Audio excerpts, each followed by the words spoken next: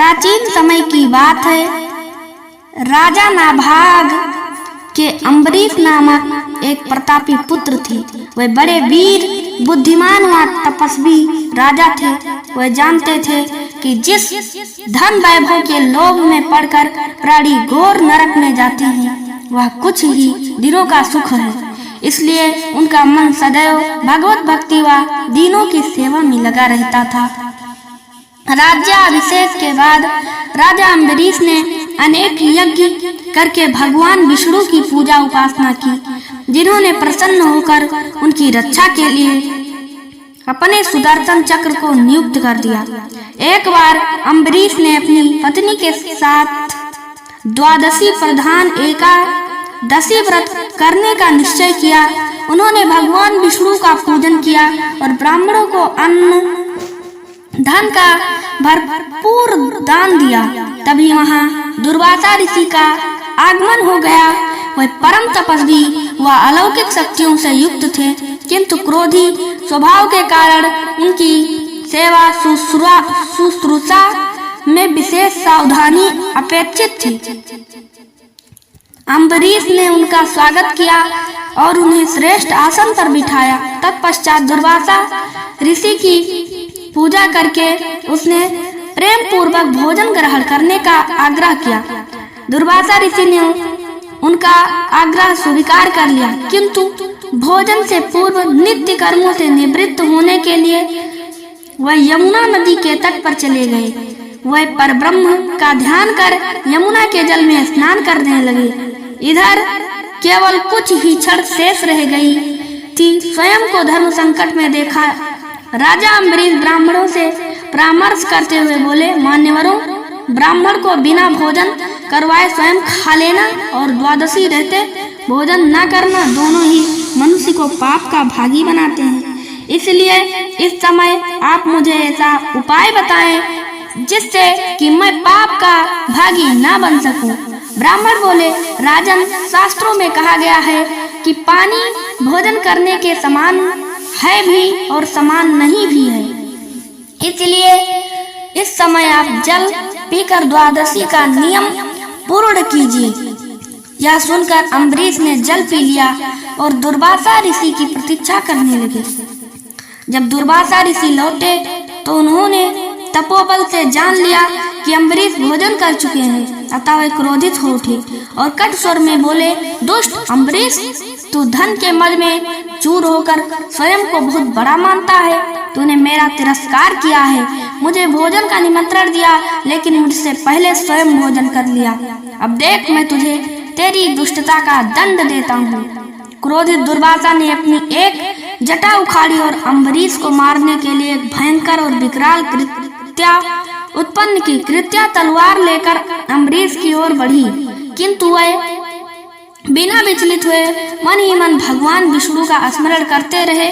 जैसे ही कृत्या ने उनके ऊपर आक्रमण करना चाहा, अम्बरीश का रक्षक सुदर्शन चक्र सक्रिय हो गया और पल भर में उसने कृत्या को जलाकर भस्म कर दिया।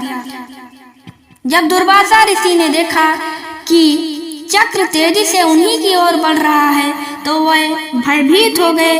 अपने प्राणों की रक्षा के लिए वे आकाश, पाताल, पृथ्वी, समुद्र, पर्वत, वन आदि अनेक स्थानों पर शरण लेने गए, किंतु सुदर्शन चक्र ने उनका पीछा नहीं छोड़ा। घबरा कर उन्होंने ब्रह्मा जी से रक्षा की गुहार लगाई। ब्रह्मा जी प्रकट हुए, किंतु असमर्थ होकर बोले, वत्स, भगवान विष्णु द्वारा बनाए गए नियमों से मैं बंधा हुआ हूँ। प्रजापति, इंद्र, सूर्य आदि सभी देवगण भी इन नियमों का उल्लंघन नहीं कर सकते। हम नारायण की आज्ञा के अनुसार ही सृष्टि के प्राणियों का कल्याण करते हैं। इस प्रकार भगवान विष्णु के भक्त के शत्रु की रक्षा करना हमारे वश में नहीं है। ब्रह्मा जी की बातों से निराश होकर दुर्वासा ऋषि भगवान शंकर की शरण में गए। पूरा वृत्तांत सुनने के बाद महादेव जी ने उन्हें समझाकर ऋषिवर या सुदर्शन चक्र है, भगवान विष्णु का शस्त्र है जो उनके भक्तजन की रक्षा करता है। इसका तेज सभी के लिए असहनीय है, अतः उचित होगा कि आप स्वयं भगवान विष्णु की शरण में जाएं, केवल वही इस दिव्य शस्त्र से आपकी रक्षा कर सकते हैं। आपका मंगल हो सकता है। वहां से भी निराश होकर दुर्वासा ऋषि भगवान विष्णु की चरण में पहुंचे और उनके चरणों में सिर नमाकर दया की गुहार लगाई। आर्त स्वर में दुर्वासा बोले, भगवान, मैं आपका अपराधी हूँ। आपके प्रभाव से अनभिज्ञ होकर मैंने आपके परम भक्त राजा अम्बरीश को मारने का प्रयास किया। हे दयानिधि, कृपा करके मेरी इस धृष्टता को क्षमा कर मेरे प्राणों की रक्षा कीजिए। भगवान नारायण ने दुर्वासा ऋषि को उठाया और समझाकर, मुनिवर, मैं सर्वदा भक्तों के अधीन हूँ। मेरे सीधे साधे भक्तों ने अपने प्रेम पास में मुझे बांध रखा है। भक्तों का एकमात्र आश्रय मैं ही हूँ, अतः मैं स्वयं अपने व देवी लक्ष्मी से भी बढ़कर अपने भक्तों को चाहता हूँ। जो भक्त अपने बंधु बांधव और समस्त भोग विलास त्याग कर मेरी शरण में आ गए हैं, उन्हें किसी प्रकार छोड़ने का विचार मैं कदापि नहीं कर सकता। यदि आप इस विपत्ति से बचना चाहते हैं तो मेरे परम भक्त अम्बरीश के पास ही जाइए। उसके प्रसन्न होने पर आपकी कठिनाई अवश्य दूर हो जाएगी। नारायण की सलाह पाकर दुर्वासा अम्बरीश के पास पहुँचे और अपने अपराध के लिए क्षमा मांगने लगे।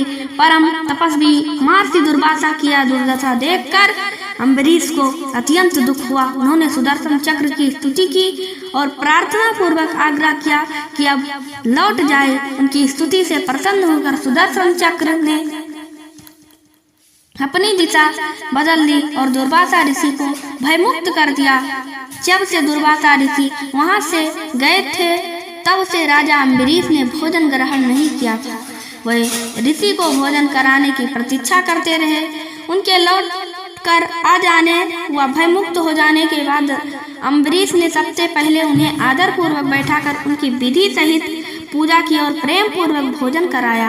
राजा के इस व्यवहार से ऋषि दुर्वासा अत्यंत प्रसन्न हुए और उन्हें अनेक आशीर्वाद देकर वहां से विदा हुए। जय श्री राम।